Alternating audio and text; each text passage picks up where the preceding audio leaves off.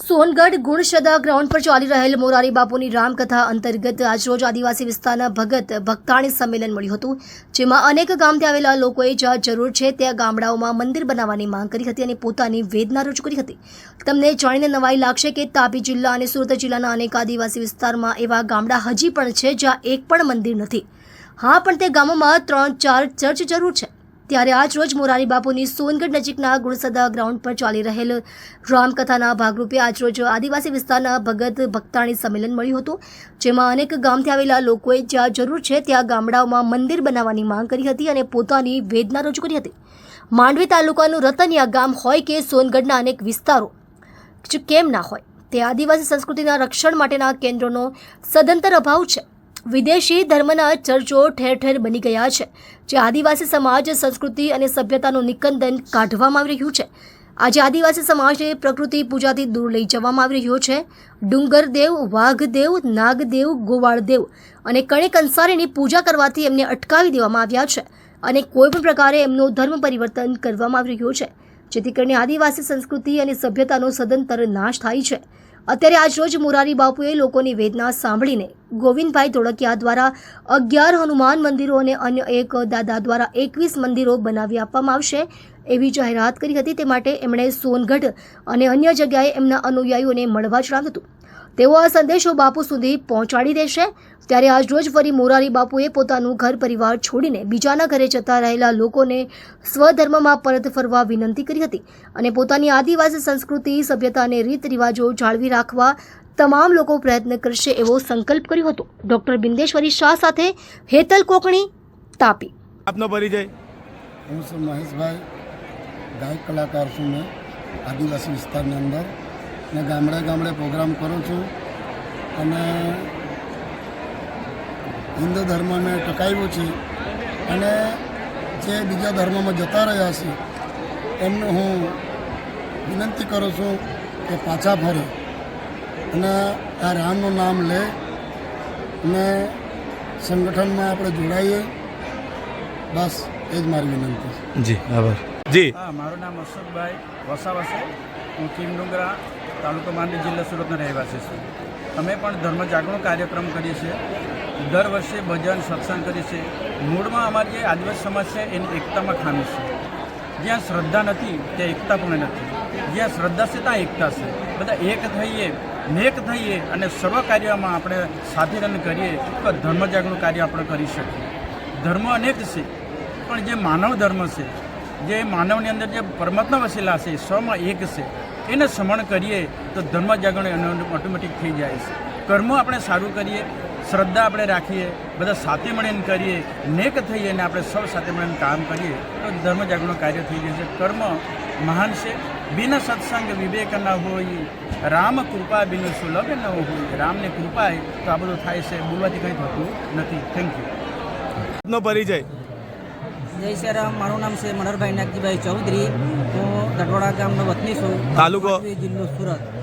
અત્યારે અમે મા શક્તિ પાવનધામ મંદિરથી અમારા સાધુ સંતો, ભક્તો, ભક્તાણીઓ બધા બાપુના કાર્યક્રમમાં આવ્યા છે અને બાપુના એવો અમને સંદેશો મળે છે અમને કે બાપુ સત્ય, પ્રેમ, કરુણાની વાત કરે છે અને એ કોઈ ઊંચું કે કોઈ નીચુંનો કોઈ ભેદભાવ રાખ્યો વિના બાપુ એક સંદેશ આપે છે અને અમે આશા રાખીએ છીએ કે બાપુના સત્ય, પ્રેમ, કરુણા અમારા આદિવાસી સમાજ સુધી, લોકો સુધી પહોંચે અને અત્યારે અમારા આદિવાસી સમાજમાંથી જે રીત રિવાજ, પરંપરા, વાણી વ્યવહાર જે ભૂલી ગયેલા છે, જેવી કે અમારા ડુંગરદેવ છે, નંદુરિયાદેવ છે, બળેવદેવ છે, વાઘદેવ છે, જે ખરેખર જાણતા જ નથી, આદિવાસીઓનો રીતરિવાજ જાણતા જ નથી, એ ખરેખર આદિવાસી કહેવાય લાયક નથી। કેમ કે આદિવાસી એક ધર્મ નથી, અમારા પ્રકૃતિ પૂજક છે।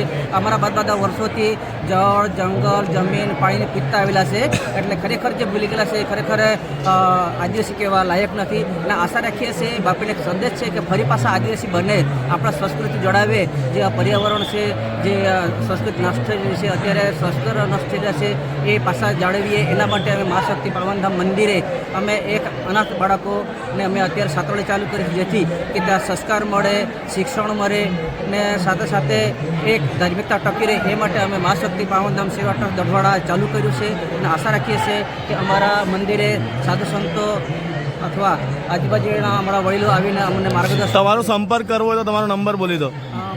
મારો નંબર છે 9385 88 855। અને તમને મળવું હોય તો ક્યાં આવીને મળી શકે? દભોડા મંદિરે, તાલુકો? તાલુકો માંડવી, જિલ્લો સુરત. જી. પૂજ્ય બાપુના ચરણોમાં પ્રણામ.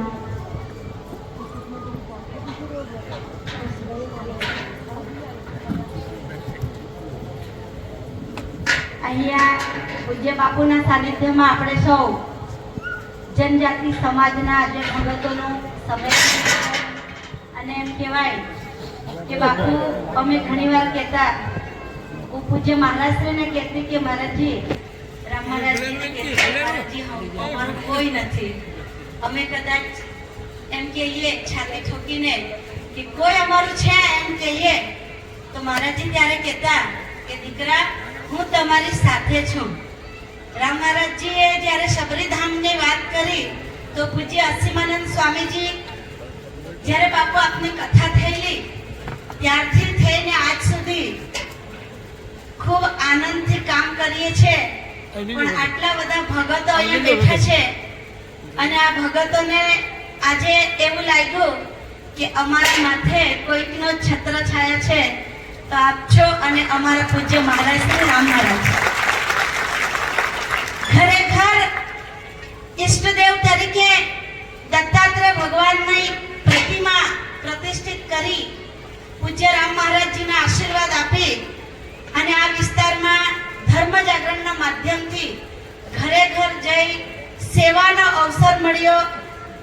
સંઘના માધ્યમથી કે આ બધા જ ભગતો બધાના સહયોગથી સાથથી અને આપના આવ્યા પછી અમને એમ થાય કે હવે કદાચ વિધર્મીઓની છાતી આમ થતા હોય કે પગ ધ્રુજવા લાગ્યા અને બાપુ આવી ગયા પછી બાપુએ કાલના પ્રવચનમાં પણ એમ કીધું કે આવો અમે સ્વીકારવા તૈયાર છીએ. તો હવે મારા જનજાતિ સમાજના ભાઈઓ બહેનો લાઈવ સાંભળો છો તો હું એ જ કહેવા માંગુ કે આપણે અલગ નથી. આપો બાઠે દેવમોગરા માતાના વંશજ છીએ, શબરી માતાના વંશજ છીએ. આપણા પ્રભુ રામ છે અને રામજીની કથા અહીંયા થઈ રહી છે. 500 વર્ષની લડત થઈ ત્યારે આપણે રામ મંદિરના દર્શન કર્યા. તો હવે તો સમજી જાઓ કે ભૂલેલા